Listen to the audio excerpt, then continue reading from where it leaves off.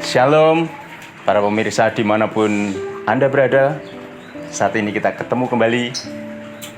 Kita akan membahas bagaimana kita bisa membebaskan diri dari belenggu amarah.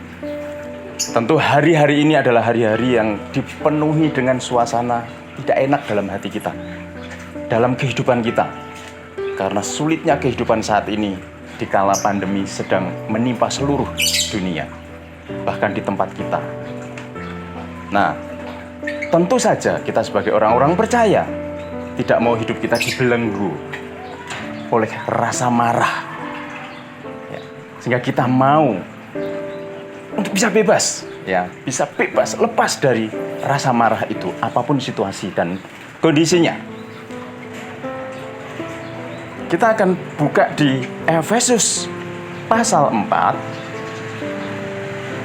Efesus pasal 4 ayat yang ke-26 sampai yang ke-27. Apabila kamu menjadi marah, janganlah kamu berbuat dosa. Janganlah matahari terbenam sebelum padam amarahmu, dan janganlah beri kesempatan pada iblis. Para pemirsa dimanapun Anda berada, dalam perjalanan hidup setiap orang tentulah banyak menghadapi rintangan, tantangan. Apalagi seperti saat-saat sekarang ini ya, saat pandemi ini, hampir semua usaha, semua pekerjaan ditutup. Sekolah ditutup, tempat hiburan ditutup, toko-toko ditutup, semuanya ditutup. Bahkan banyak usaha yang akhirnya bangkrut, gulung tikar, tidak bisa lagi bergerak. Tentu ini membuat hati kita rasanya gitu ya, jengkel, marah. Tapi sekali lagi, jangan beri kesempatan kepada iblis. Jangan beri kesempatan kepada iblis. Karena ketika kita tidak bisa mengendalikan diri, kita memberi kesempatan kepada iblis, justru kita akan jatuh dalam kerugian yang luar biasa. Kita akan lebih banyak mengalami kerugian yang membuat kita fatal, lebih tidak bisa bergerak lagi. Para pemirsa dimanapun Anda berada, ayo lepaskan diri kita. Lepaskan diri kita dari rasa marah, ya, dari rasa nggak terima dengan situasi sekarang ini. Mari kita terus upayakan mengendalikan diri. Buah roh ke-9 itu, ya, menguasai diri. Menguasai diri, jangan sampai dikuasain iblis.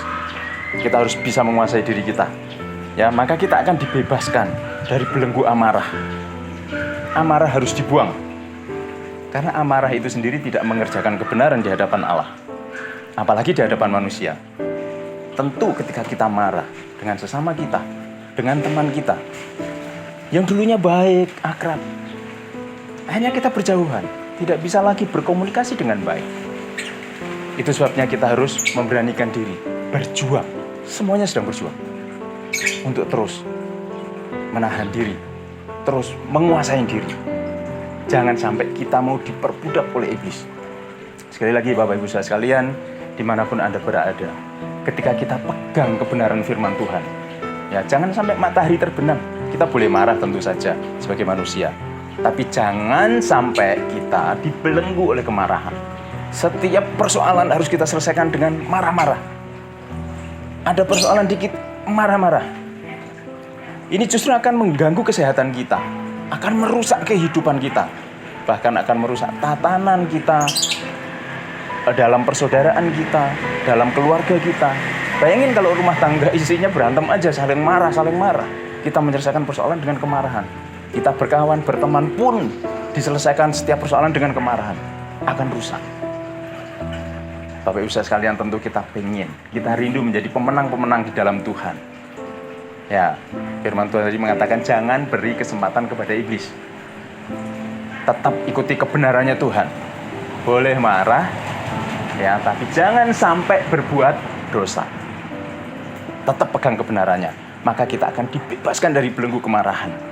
Ya, kita akan menjadi kuat.